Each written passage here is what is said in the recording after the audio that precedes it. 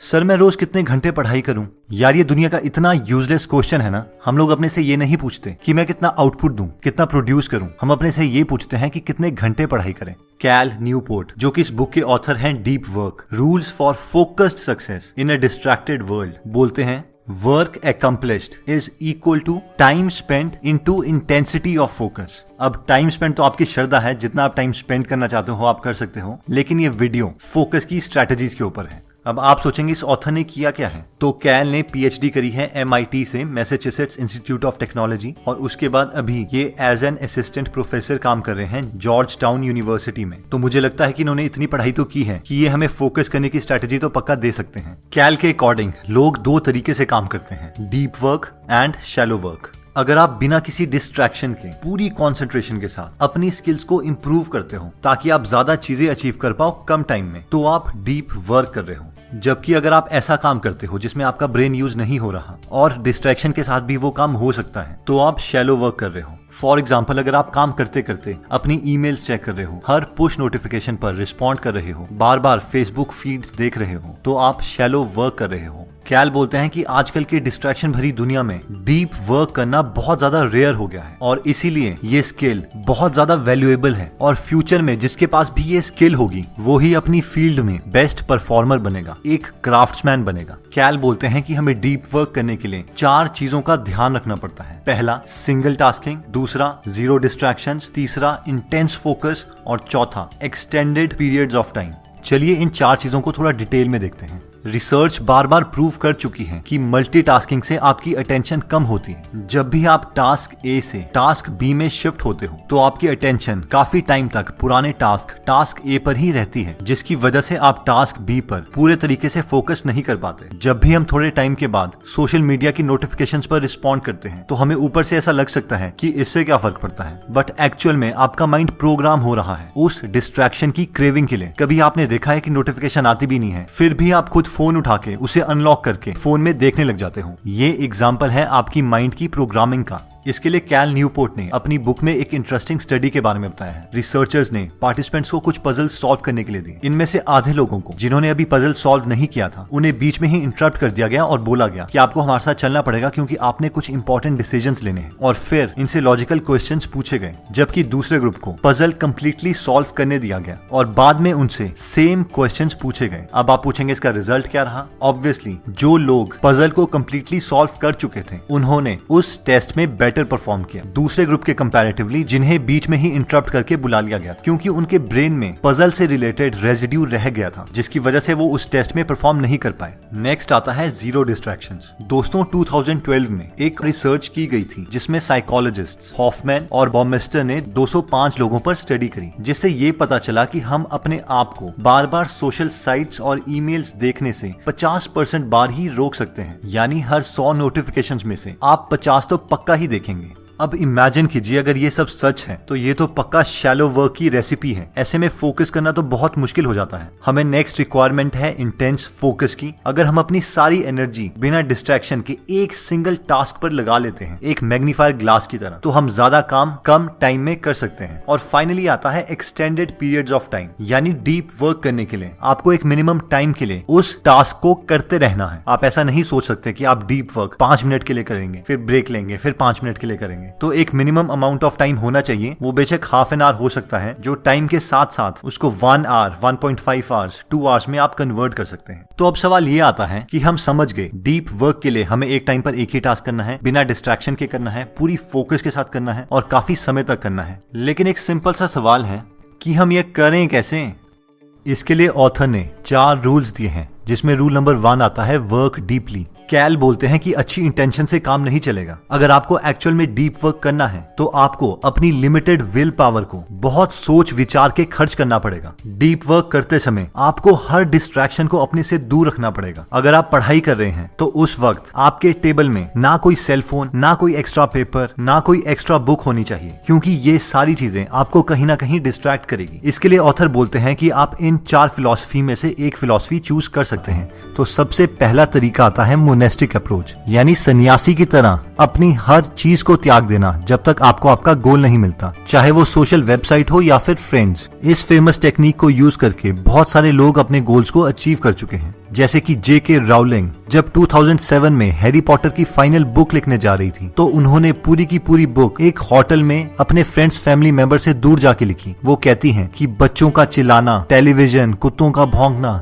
ये सब उन्हें बहुत डिस्टर्ब करता था और उन्हें एक आइसोलेशन चाहिए थी। 1974 में बिल गेट्स जब बेसिक का पहला वर्जन लिख रहे थे तो 8 हफ्तों तक वो उसी प्रोग्रामिंग पे काम करते रहे। उनके फ्रेंड्स बताते हैं कि जब वो थक जाते थे तो वो उसी टेबल पर सो जाते थे जिसपे वो काम कर रहे हैं, और इसी सॉफ्टवेयर की वजह से उन्होंने $1 बिलियन कंपनी की फाउंडेशन रख दी थी। Even IIT topper Sarvesh Mehtani, all India rank 1 JEE advance 2017 ने कभी भी अपने 2 साल के प्रेपरेशन टाइम में कोई सोशल वेबसाइट यूज नहीं करी। बार बार इशू आता है कि आजकल सोशल मीडिया पर बहुत ज्यादा बिजी हो जाते हैं स्टूडेंट, तो आप सोशल मीडिया पर किस तरह रहते? सोशल मीडिया पर थे आप? Facebook, WhatsApp, Twitter? हार्डली कुछ सोशल, ट्विटर तो पता नहीं आज तक चलाया भी नहीं, पता भी नहीं यूज कैसे करते हैं। थोड़ा बहुत हल्का फुल्का सोशल मीडिया चलाया था, लेकिन ऑलमोस्ट गिव अप कर दिया था सोशल मीडिया इन 2 सालों के लिए, क्योंकि पता था वो जरूरी होता है गिव अप करना, ताकि कुछ अच्छा रहेगा सके। डीप वर्क को करने का दूसरा तरीका आता है बाय मॉडल अप्रोच। इस अप्रोच में जब भी आप हाई प्रोडक्टिव काम करना चाहते हैं तो आप एक आइसोलेटेड जगह में चले जाते हैं और उस टाइम के लिए आप सारी डिस्ट्रैक्शन से दूर हो जाते हैं और उस काम पर प्री डिसाइडेड टाइम स्पेंड करने के बाद वापस नॉर्मल लाइफ में आ जाते हैं। रॉबर्ट कियोसाकी ने अपनी famous book rich dad poor dad लिखने के लिए इसी टेक्निक का इस्तेमाल किया था, जिसने उन्हें मिलियनेयर बना दिया। आप भी इस टेक्निक का इस्तेमाल करने के लिए लाइब्रेरी में जा सकते हैं या किसी ऐसे कमरे में जहाँ पर कोई ना आता हो, कोई नॉइज ना हो और आपके सेलफोन्स ऑफ हो।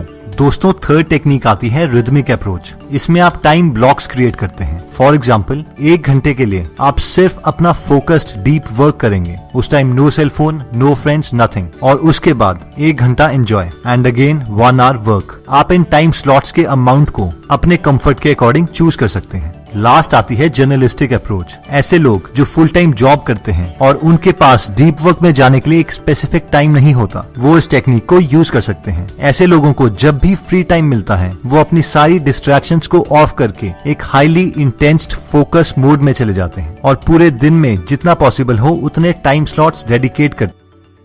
डीप वर्क के लिए रूल नंबर 2 आता है एम्ब्रेस बोर्डम। हम में से मैक्सिमम लोग ये सोचते हैं कि वो आसानी से डिस्ट्रैक्शन और कंसंट्रेशन के बीच में स्विचिंग कर सकते हैं, लेकिन ये गलत एटीट्यूड है। एक बार जब आपका ब्रेन वायर हो जाता है डिस्ट्रैक्शन के लिए तो उसके बाद आपको उसकी क्रेविंग होती है, तलब होती है, और आप हर बार अपनी यूजलेस नोटिफिकेशंस देखते रहेंगे, और अगर नोटिफिकेशन नहीं भी आएगी तो भी आप अपना मोबाइल उठा के उसे देखने लग जाएंगे।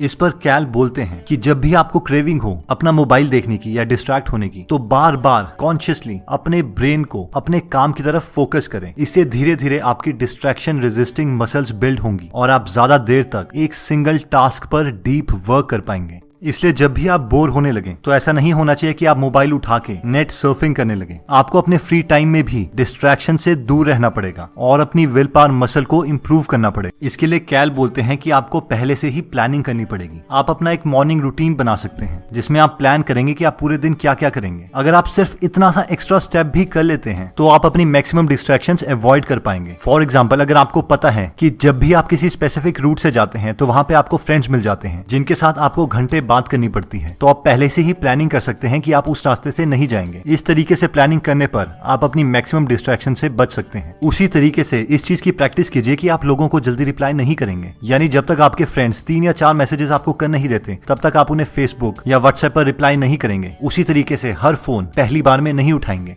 नेक्स्ट रूल आता है क्विट सोशल मीडिया। सर, ये क्या बोल दिया आपने, सोशल मीडिया ना यूज करें? क्या हमने सोशल नहीं होना, हमारे फ्रेंड्स नहीं? अब सबसे पहली बात तो यह है कि मैं ये नहीं बोल रहा, ये ऑथर बोल रहे हैं।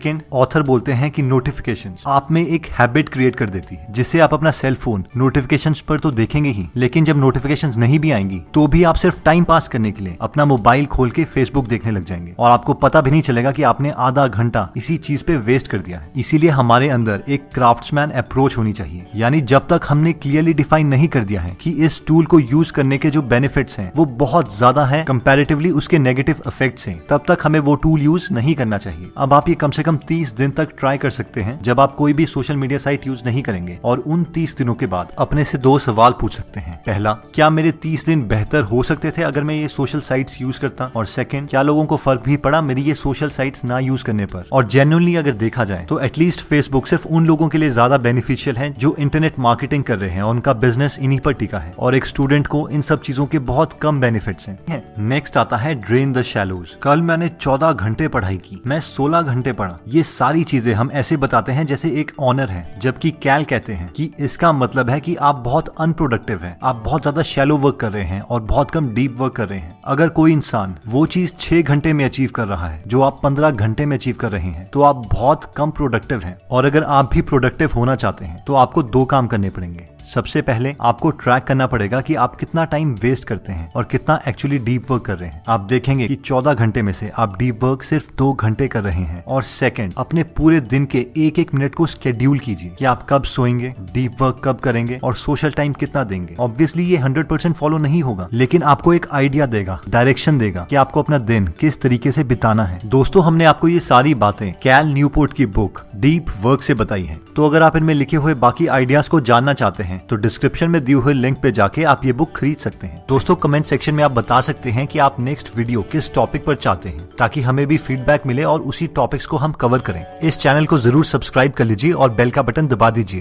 ताकि आप ऐसी नॉलेजेबल वीडियोस कभी मिस ना करें। और इस वीडियो को लाइक जरूर कीजिएगा ताकि हमारा कॉन्फिडेंस बढ़े।